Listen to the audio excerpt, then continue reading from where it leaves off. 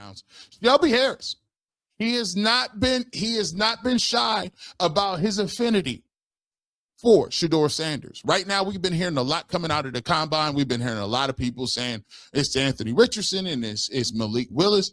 What you're going to see, guys, and I'm going to actually tell you about this, is as this thing continues to work its way out, you're going to start to see more and more people kind of come around. You're going to start to see more and more people come to the conclusion that Cleveland Browns is going to roll with the guys in that locker room. I fully expect Shedeur Sanders to be a starter week 1. I expect Deshaun Watson to be the backup. They may bring in another quarterback, may draft in the 5th round, 4th round, somewhere in that range to compete with Dylan Gabriel. But at the end of the day, I do think that this is Shedeur Sanders' job to lose. So why would I say that? Well, we talk about Myles Garrett talks about it. He just talked about it the other week. He talked about him being the guy. As a matter of fact, here's Myles Garrett talking about it, and we'll go from that, and we'll get to him first, and then get to Shelby Harris. 4 quarterbacks, the challenges. Do y'all have the guy? Is Shedeur the guy? That's what we're looking at as a guy. We're going to give him a shot to prove that he's a guy. So we're not going to give anyone that title until they go out there and earn it. And he was the last person to be on the field, and he showed some flashes. So we're going to give him an opportunity to show what we can really do, uncork the ball. Yeah, you paying another guy $46 million. Is he going to get a shot? I feel like everyone on the roster is going to get a shot. Now, he was the last guy on the field, so he's obviously going to get first service. And, Deshaun, whoever else on the roster, they're going to get a real look. You're going to get them first serving. Speaking of that $40 million quarterback, stick around. We got some highlights of his $40 million. He's moving around. People are saying, hey, he's moving around. Deshaun Watson, hold on, we'll get to that as well. But look, he said he's going to get them first servings. I expected. And by the way, Myles Garrett, the coaching staff, everybody's been on point. Everybody's been on messaging. They've all looked like they've talked about it.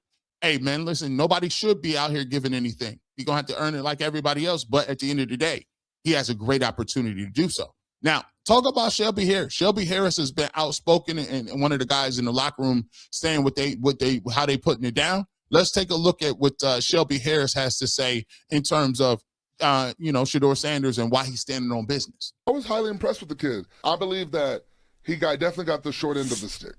Everyone made all these big deals about stuff that it was out of his control. He can't control who his dad is. But the one thing I will say is that Shedeur works. He works his ass off. You did? And he takes the time to get to hang out with his teammates, which I think is extremely important, especially when you're a young quarterback, because it's all about building those relationships with the players and building that time with them so that when it is crunch time, you know how hard I've been working to get here. You've seen it. I hate the narrative that goes around about Shedeur, because Shedeur, all he does is go in and work. And if anything, you got to give Deion credit for that. He taught him how to work. Yeah. He taught him how to handle himself at work. So, for me, I take a look at that, and I always you'll hear a lot of people say, well, I talk to different people around the league. Well, I talk to it's people at the combine and scouts and people. And the thing that I always tell people, a lot of that is just, conjecture and this noise, and ain't no football games going on. So what you can't talk about the same thing every single day. But the thing that, is levels to this.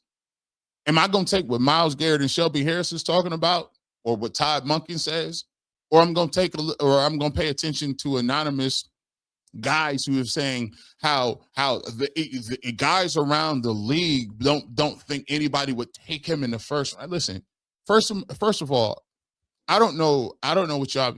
I don't care nothing about the fraternity of guys around the league. I'm into understanding what the Cleveland Browns do. I do ultimate Browns, not ultimate around the league. I don't do a water cooler scouts around ultimate or water cooler scouts for 300. No, I don't do that. Like, that's cool. That's nice jargon. That's something to talk about when you're at the country club or when you're talking about things in your group chats with guys around the league. Bro, we don't work for guys around the league. I don't root for guys around the league. I don't know who these nondescript scouts are. I don't root for anybody else. I root for the Browns. And so what I'm going to take is, What are my guys in my locker room saying? What are the guys that really are involved saying? What are the guys that are running, lifting, working, doing everything every single day and trying to get everything together and to win football games? I'm going to take what they say. They're on record saying it. It's levels to this.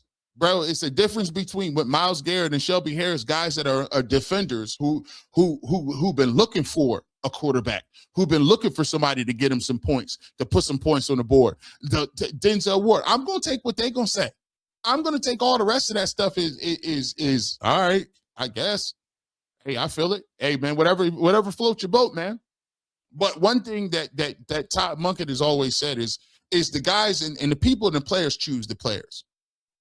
The people in the locker room know who the leader is. People know who's going to be up next. They get it. They understand it, right?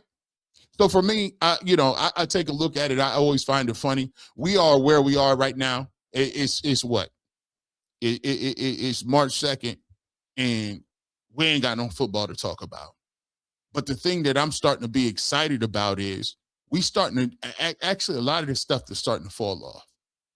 People know you ain't getting no Anthony Richardson. People know you're not getting no Malik Willis. But what you're starting to see is the Cleveland Browns making moves other places. Offensive line we talked about. Wide receivers is another thing. I'm looking for Andrew Murray. Make me another trade. Get me another dude in here. Because the more and more you start to look at this thing, the more and more it starts to look like, hey, man, this might be something I can work with. We might be able to do something with this.